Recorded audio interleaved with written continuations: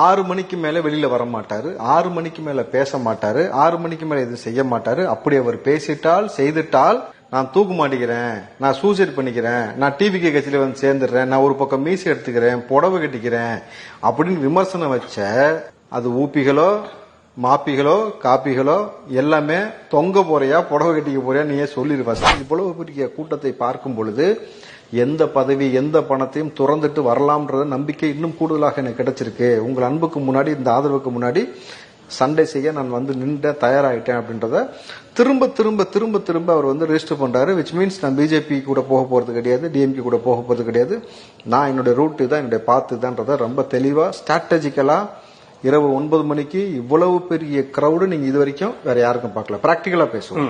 ஞாபகத்திலே இல்ல சார், நீங்க எடுத்து கொடுத்துக்கிட்டு சொல்லணும்ல. நீங்க பிக் பாஸ் சொல்லும் போது சொல்லணும்ல, ஆமாண்டா நான் பிக் பாஸ்ரா அப்படின்னு காட்டிட்டார்ல. எங்க நீ போ.